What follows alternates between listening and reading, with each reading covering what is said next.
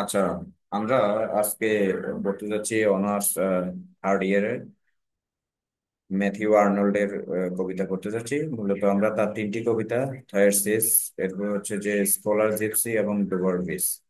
হ্যাঁ, এই তিনটি কবিতার উপরে চারটা প্রশ্ন। চারটা প্রশ্নের আমরা একটা উত্তর করব। যে চারটা প্রশ্ন তুমি করবা, এই চারটা প্রশ্ন থেকে যে প্রশ্নই আসুক উত্তর একটি। এবং মোটামুটি 99% শিওর থাকো যে ব্রড কোশ্চেন এই একটা প্রশ্নের 10 মার্কের ভিতরে তুমি করতে পারবা। প্রথম প্রশ্ন, হোয়াট ইজ এলিজি? এলিজি কি? Discuss Thyrsis as an elegy. Thyrsis কবিতাটা এলিজি হিসাবে তুমি প্রমাণ করো। এরপর দ্বিতীয় প্রশ্ন, comment on the elegiac elements as found in Arnold's poems. আর্নল্ডের অন্যান্য কবিতাগুলোতে এটা সহ তুমি এলিজিয়াক বৈশিষ্ট্য কি পেয়েছো? তৃতীয় প্রশ্ন, evaluate Arnold's scholar gypsy. Scholar gypsy আরেকটি কবিতা, সেটাকে প্যাস্টোরাল এলিজি হিসেবে তুমি মূল্যায়ন করো। চতুর্থ প্রশ্ন, discuss Arnold's treatment of nature in his poems. তার কবিতাতে প্রকৃতির সম্পর্কে তিনি কেমন বর্ণনা দিয়েছেন বা প্রকৃতিকে কিভাবে তিনি উপস্থাপন করেছেন। এই চারটি প্রশ্নের একটি উত্তর। সর্বপ্রথম প্রশ্ন যেটা, সেটা ছিল এলিজি কি। চলো আমরা এলিজি কি সেটা একটু জেনে নিই। এলিজি হলো, elegy is a poem of sadness and mourning. এটা হচ্ছে, স্যাডনেস অর্থ হচ্ছে দুঃখ, মার্নিং অর্থ হচ্ছে যে তোমার শোক, কারোর জন্য শোক করা বা বিলাপ করা। সুতরাং শোক, বিলাপ কিংবা দুঃখের কবিতাকে বলা হয় এলিজি। দ্বিতীয় কথা, তুমি আমাকে তো জিজ্ঞাসা করবে যে শোক আসলে কিসের জন্য। এটাই আমি মানে দ্বিতীয় লাইনে আমরা বলতেছি, ইট এক্সপ্রেসেস, এটা বর্ণনা করে। মানে এলিজি কবিতাগুলোতে আমরা প্রায় কি পাই? ফিলিংস অফ লস, হারানোর বেদনা। কিসের হারানোর বেদনা? when someone passes away, যখন কেউ একজন মারা যায়, কোনো প্রিয় মানুষ, কোনো প্রিয়জন, প্রিয়জনের হারানোর বেদনায়। হ্যাঁ, বা passes away সাধারণত মারা যাওয়া বোঝায়, অথবা অর সামথিং ইম্পর্টেন্ট ইজ গান, অথবা তোমার মানুষটা, তোমার জীবনের কোনো একটা গুরুত্বপূর্ণ জিনিস সেটা তুমি হারিয়ে ফেলেছো। হ্যাঁ, সে যে কোনো কিছু হারানোর বেদনা, মারা যাওয়ার পরে তার শোকে যে কবিতা লেখা হয় সেটাই হচ্ছে এলিজি। এরপরে আসো ম্যাথিউ আর্নল্ড, ব্রুট। ম্যাথিউ আর্নল্ড লিখেছিলেন many poems with elegiac feelings. Matthew Arnold এই এলিজিয়াক ফিলিংস, একই কথাই, এই শোক বিহবল, শোক গাথা জাতীয় আবেগ নিয়ে তিনি অনেক কবিতা লিখেছেন। যেমন তার এই কবিতাগুলোকে বলা হয় এলিজিস, আর এই হিজ এলিজিস আর এই কবিতাগুলো আর ইমোশনাল, অত্যন্ত আবেগ আবেগ আবেগ প্রবণ এবং থটফুল, এবং হচ্ছে যে অনেক চিন্তাযুক্ত, অর্থাৎ যেটার মধ্যে ভাবনা যুক্ত। Two of his elegiac poems, যেমন আমরা যদি two of his elegiac poems, অর্থাৎ হচ্ছে যে আমরা এখানে দুইটা এলিজিয়াক পোয়েমস যদি বলি, যেমন কি বলে থায়ারসিস, আরেকটা হচ্ছে স্কলার জিপসি। আমাদের আরো একটা আমরা কবিতা অ্যাড করব, আমি একটু পরে অ্যাড করে দিব, আরেকটা হচ্ছে যে ডোবার বিচ। হ্যাঁ, ডোবার বিচও কিন্তু একটা এলিজি। আমি বলবো কিভাবে। থ্রি, এখানে দেখি আমি, two, T, H R double three of his elegiac poems, যেমন থাইরেসিস, স্কলার জিপসি অ্যান্ড তোমার হচ্ছে যে ডোবারবেস। ডোবারবেস বানানটা ঠিক আছে কিনা দেখে নিও। ডোবারবেস, এই তিনটে কবিতা, দিস পোয়েমস, এই কবিতাগুলো শো দেখায় হিজ ডিপ সরো, তার গভীর ব্যথা, হিজ লাভ ফর নেচার, প্রকৃতির প্রতি ভালোবাসা, his hope for something greater, কোনো কিছুর প্রতি আর ভালো কিছু আসবে এই প্রত্যাশা, এই জিনিসগুলো সেখানে আমরা দেখতে পাই। This they reflect the thought, they reflect the thought on life, loss, and the passage of time. এই কবিতাগুলোকে যদি তুমি পড়ো, সেই কবিতাগুলো পাবে কিভাবে? His thoughts on life, আমাদের কবি জীবন নিয়ে ওনার ভাবনা আসলে কি, জীবন নিয়ে উনি কি ভাবেন। লস, জীবনে মানুষ চলার পথে হারিয়ে যাওয়া, কোনো কিছু হারানো, কোনো কিছু জীবন থেকে চলে যাওয়া, সেটা নিয়ে তিনি কি ভাবেন। আরেকটা হচ্ছে প্যাসেজ অফ টাইম, এবং আমরা জানি সময়ের স্রোতে, সময় যে হারিয়ে যাচ্ছে, সময়ের স্রোতে আমরা যে দিন দিন বয়স হয়ে যাচ্ছে, আমরা অনেক কিছু হারিয়ে ফেলছি, এটা নিয়ে তাদের লাইফ নিয়ে, লস নিয়ে এবং প্যাসেজ অফ টাইম নিয়ে ইত্যাদি কবিতাগুলোতে কথা বলেছেন। চলো আমরা প্রথমে যে কবিতাটা নিয়ে আমরা আলোচনা করবো, Thyrsis. Thyrsis is a pastoral elegy. এখন প্যাস্টোরাল এলিজি কি আসলে? প্যাস্টোরাল অর্থ, প্যাস্টোরাল অর্থ হচ্ছে গ্রামীণ, আর এলিজি মানে হচ্ছে শুকো, কাঁথা।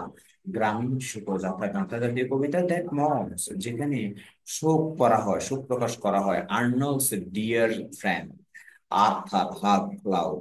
হ্যাঁ, আর্নল্ডের একটি কাছের বন্ধু আর্থারের মৃত্যুতে এই কবিতাটা রচনা করা হয়। এবং Arthur was an important poet, A cloud যেটার নাম বলছি, সেও কিন্তু, যার মৃত্যুতে আমাদের ম্যাথিউ আর্নল্ড কবিতাটা লিখেছেন, সেই বন্ধুও কিন্তু একজন ইম্পর্টেন্ট কবি ছিলেন এবং one of Arnold's closest friends, আর্নল্ডের ক্লোজ, খুব কাছের বন্ধুদের মধ্যে একজন। দিস পোয়েম, এই কবিতা, শোজ, দেখায় Arnold's deep sorrow after Clough's death, Clough মৃত্যুতে গভীর যে কষ্ট, সেই কষ্টটাই কবিতাটা ফুটিয়ে ওঠে। Arnold praises his friend's noble spirit. হ্যাঁ, আর্নল্ড, আমরা যদি ক্লাউডস না দিয়ে, বারবার ক্লাউডস না দিয়ে, হিজ ফ্রেন্ডস,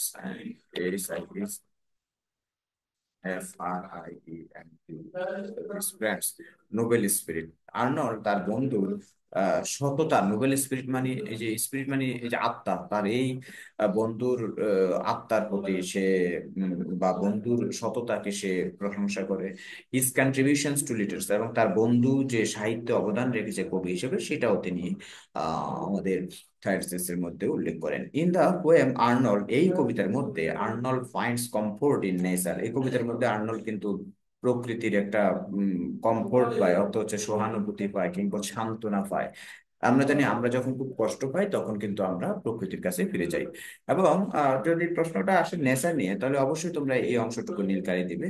হুম, যেমন হি রাইটস, তিনি লেখেন, এখান থেকে এখানে দুইটা কবিতার লাইন, এখানে কবিতার লাইনটা দিয়েছে, তোমরা এখানে যেটা করতে পারো সেটা হচ্ছে কবিতার লাইনটা একটু নীলকালি দিয়ে লিখতে পারো, বা আলাদা প্যারা আকারে লিখতে পারো, আলাদা বা লাইন আকারে লিখতে পারো। ওকে। হ্যাঁ, আচ্ছা, এরপরে আসো।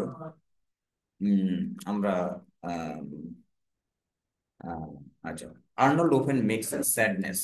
আর্নল্ড আমাদের কবি, তিনি দুঃখের সাথে সাথে আবার কিন্তু তিনি একেবারে যে শুয়ে একেবারে আমাদের বাপারাজের মতো নদীতে গড়াগড়ি করবেন হেনার জন্য, সেটা না, তিনি কিন্তু আবার, আমরা জানি যে তিনি স্যাডনেস এর সাথে সাথে তিনি আশাবাদীও একজন। হ্যাঁ, তিনি তার এলিজির মধ্যে আশাবাদীদের কথা বলেছেন।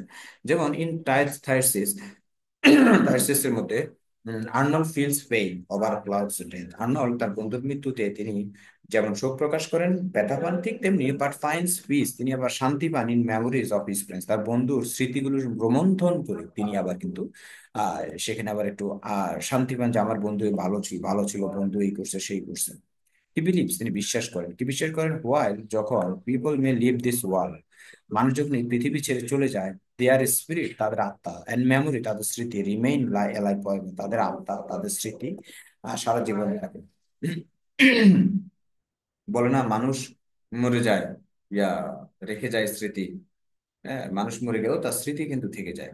এটা কথা বলেন, this this mix of sorrow and calmness, এই যে কষ্ট, ব্যথা এবং এই সান্ত্বনা দুটার মিশেল গিভস, দেয়, প্রদান করে, হিজ এলিজিস, তার এই শোকগাথা জাতীয় কবিতাগুলোকে দেয়, কি দেয়, ইমোশনাল ডেপথ, ভাবের গভীরতা, আবেগের গভীরতা এবং যথার্থতা এন্ড মিনিং। আমরা আরো একটা প্যারা থার্সিস নিয়ে বলবো। Thyrsis is not just a poem about morning, মনে রাখবে, থার্সিস কবিতা শুধু আর্নল্ডের বন্ধুর মৃত্যুতে যে নিয়ে যে কবিতাটা, তা না, এখানে আমরা আরো পাই, ইট অলসো টক্স, এই কবিতাটা আরো বলে, কি বলে, অ্যাবাউট সম্পর্কে, কি সম্পর্কে, হাউ টাইম পাসেস, কিভাবে সময় পাস হয়, সময় কিভাবে এগিয়ে যাচ্ছে, অ্যান্ড থিংস সেন্স, এবং কিভাবে আহ, জিনিসপত্র মানে সময় কিভাবে এগিয়ে যায়, সময় কিভাবে দিনের পর দিন আমরা সময়কে আমরা ধরতে পারি না, আমরা অনেকে বলি time and tide wait for none, সময় এবং স্রোত কারোর জন্য অপেক্ষা করে না, সেটা নিয়ে তিনি এই সময়ের প্রবাহমানতা নিয়ে কথা বলেছেন। এবং থিংক সেন্স, কিভাবে সময়ের প্রবাহমানতায় আমরা সবকিছু পরিবর্তন হয়, সেটা নিয়ে কথা বলেছেন। আর্নল্ড ব্যবহার করেন, কি ব্যবহার করেন, আর্নল্ড ইউজেস কান্ট্রি সাইড মানে হচ্ছে গ্রামীণ পরিবেশগুলো ব্যবহার করেন, টু শো, দেখাতে, হাউ, কিভাবে, নেচার রিমেন্স কনস্ট্যান্ট, কিভাবে প্রকৃতি একেবারেই মানে প্রকৃতি কিন্তু তার প্রকৃতির মতো সবুজ থাকে, কিভাবে, while human life is temporary, কিন্তু যেখানে যখন মানুষের জীবনটা টেম্পোরারি, ক্ষণস্থায়ী। এখানে বুঝাইতে চাইলেন, তুমি দেখবা যে আমরা দেখবো যে বন কিন্তু চিরসবুজই থাকে, সময়ের পর যুগের পর যুগ, যুগের পর যুগ, যুগের পর যুগ, বনের দিকে তাকালে তাকালে দেখবা, গাছের দিকে তাকালে দেখবে যে গাছ সবুজ থাকে, বন সবুজ থাকে, কিন্তু মানুষের জীবন কিন্তু সবুজ না, মানুষের জীবন হচ্ছে টেম্পোরারি। হুম। এখানে আসলে দুইটা বিপরীত সাইড তিনি দেখিয়েছেন, বলেছেন নেচার রিমেন্স কনস্ট্যান্ট, নেচার থাকে একেবারে ধ্রুব, মানে হচ্ছে যে অপরিবর্তনশীল, কিন্তু মানুষের জীবন পরিবর্তনশীল। দিস পোয়েম, এই কবিতাটি রিমাইন্ডস আস, আমাদেরকে স্মরণ করিয়ে দেয় দ্যাট যে লাইফ গোজ, জীবন প্রবাহমান, জীবন চলতে থাকে even after we loss someone, আমরা কাউকে হারিয়ে ফেললেও, আমরা কারো, আমাদের আপনজন যদি কেউ মারাও যায়, তারপরেও কিন্তু জীবন কিন্তু চলতে থাকে, এই জীবন থেমে থাকে না। এটাও কিন্তু এই কবিতা আমাদেরকে স্মরণ করিয়ে দেয়। আর্নল্ড বলেন যে while grief is natural part of life, যখন আহ শোক, শোক জীবনের, যেখানে শোক একটি জীবনের একটি একেবারে স্বাভাবিক অংশ, সেখানে উই ক্যান ফাইন্ড কমফোর্ট, আমরা শান্তি পেতে পারি in the lasting beauty of nature, সেখানে আমরা প্রকৃতির এই চিরস্থায়ী সৌন্দর্যের দিকে তাকালে আমরা শান্তি পাই। অথচ যেখানে আমাদের জীবনে রাখতে হবে, জীবন যেহেতু পৃথিবীতে যখন জন্মগ্রহণ করেছো, তোমার জীবনে কিন্তু শোক আসবে, তোমার জীবনে কিন্তু দুঃখ আসবে, কিন্তু তুমি এসব দুঃখগুলো কিভাবে তুমি একটু ওভারকাম করবে, তুমি প্রকৃতির কাছে যাও, প্রকৃতির এই লাস্টিং বিউটি হচ্ছে চিরস্থায়ী সৌন্দর্যের দিকে যখন অবলোকন করবে তুমি, তখন তুমি তোমার নিজের কষ্টগুলো ভুলে থাকতে পারবে। This mix of temporary and eternal elements, this mix মানে হচ্ছে যে মিশ্রণ অফ টেম্পোরারি, মানে এই টেম্পোরারি জীবন সাথে ইটার্নাল এলিমেন্টস, এই চিরস্থায়ী সৌন্দর্য, প্রকৃতির সৌন্দর্য, মেক্স আর্নল্ডস পোয়েমস, এগুলো আর্নল্ডের কবিতাকে করেছে, এই কবিতাটি করেছে a reflection of life, death and power of nature, জীবন, মৃত্যু এবং প্রকৃতির শক্তি সম্পর্কে এখানে আমরা দেখতে পাই, অ্যাজ ওয়েল এজ আরো দেখতে পাই এ ট্রিবিউট, একটি উৎসর্গ টু হিজ ফ্রেন্ডস, তার বন্ধুর প্রতি উৎসর্গ, এই কবিতাটার মধ্যে আমরা দেখতে পাই। আচ্ছা, the scholar gypsy is another poem, এরপরের কবিতাটা আমরা করবো scholar gypsy. The scholar gypsy is another poem, এটা আরেকটি কবিতা উইথ এলিজিয়াক থিমস, এখানেও কিন্তু আমরা এই শোকগাথা জাতীয় থিম আছে, যেমন ইট টেলস, এটা বলে the story of A scholar, একজন পণ্ডিতের কথা এখানে বলা হয়, যিনি লেফট সোসাইটি, যিনি এই সমাজ, এই সংসার, বাউলের মতো তিনি এই সংসার, এই সমাজ পরিত্যাগ করেছেন, কেন? টু সার্চ ফর ট্রুথ, সত্যের সন্ধানে।